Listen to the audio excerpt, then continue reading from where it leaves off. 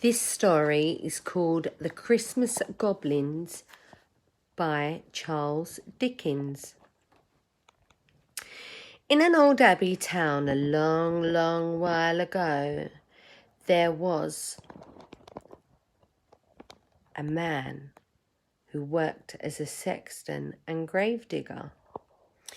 In the churchyard, one Gabriel Grubb, he was a cross, surly fellow who mixed with nobody but himself and an old wicker bottle which fitted into his large, deep waistcoat pocket. A little before twilight, one Christmas Eve, Gabriel put his spade on his shoulder, lit his lantern, and took himself toward the old churchyard. He had a grave to finish digging by the next morning, and feeling very low, he thought it might raise his spirits if he got on with his work at once. Gabriel Grubb strode along until he turned into the dark lane that led to the churchyard.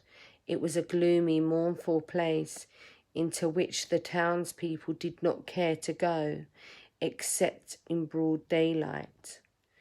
So he was very cross to hear a young boy roaring out some jolly song about having a Merry Christmas. Gabriel waited until the boy came up, then rapped him over the head with his lantern 5 or 6 times to teach him to lower his voice.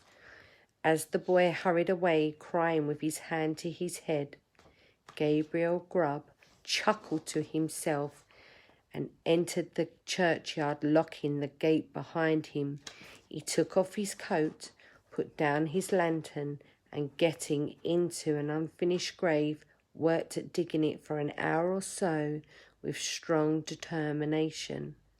But the earth was hardened with the frost, and it was no easy task to break it up and shovel it out. At any other time, this would have made Gabriel very miserable. However, he was so pleased at having stopped the small boy's singing that he took little heed of the small progress he had made when he finished his work for the night. Gabriel Grubb looked down into the grave with grim satisfaction. He murmured to himself as he gathered up his things, "Brave lodgings for one, brave lodgings for one. A few feet of cold earth when life is done. Ho, ho." He laughed as he set himself down on a flat tombstone, which was a favourite resting place of his, and drew forth a wicker bottle. "A coffin at Christmas. A coffin at Christmas. Ho, ho, ho. Ho, ho, ho. Ho, ho, ho," repeated a voice close beside him. "It was echoes," said he, raising the bottle to his lips again, of gin. "It was not," said a deep voice.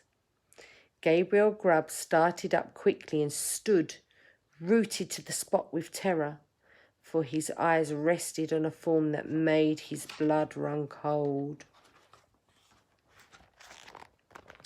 Here is the picture.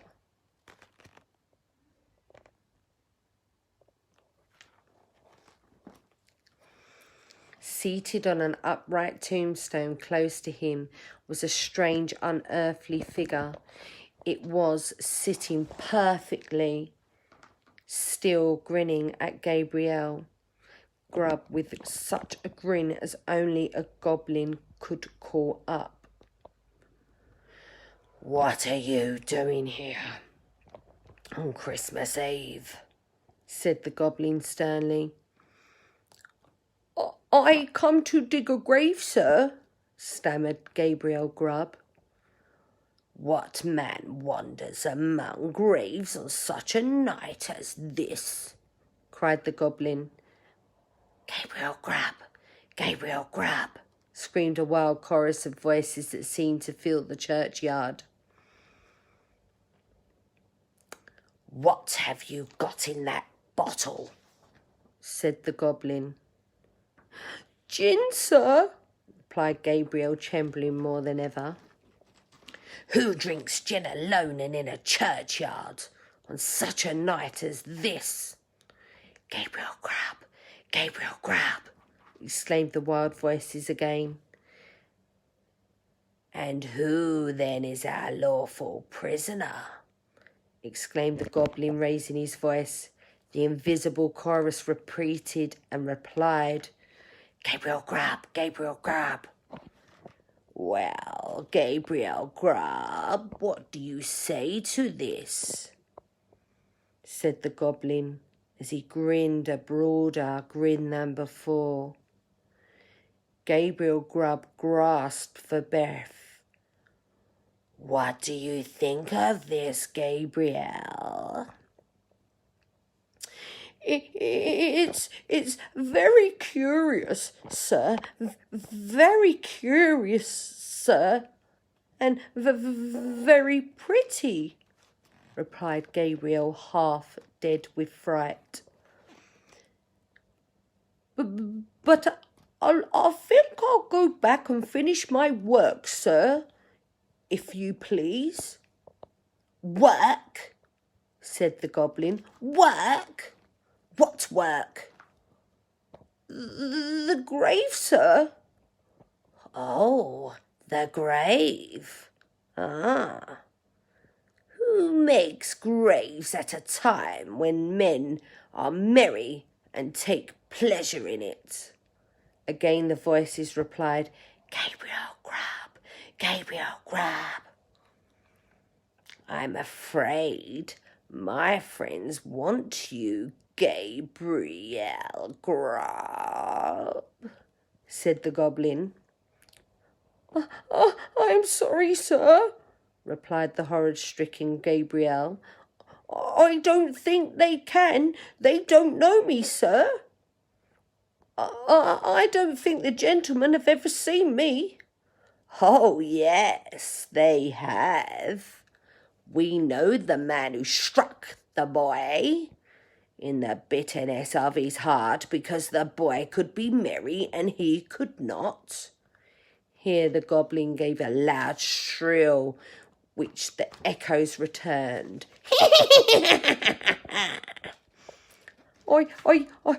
I'm afraid I must leave you now, sir, said Gabriel, making an effort to move. Leave us, said the goblin. Ha ha ha ha. As the goblin laughed, he suddenly darted towards Gabriel, laid his hand upon his collar and sank with him through the earth. When Gabriel had had time to fetch his breath, he found himself in what appeared to be a large cavern, surrounded on all sides by goblins ugly and grim. And now, said the king of the goblins, seated in the centre of the room on an elevated throne seat, show the man of misery and gloom the pictures from our storehouses. As the goblin said this, a cloud rolled gradually away and showed a small, barely furnished but neat apartment. Little children were gathered around a bright fire, clinging to their mother's gown or playing round her chair.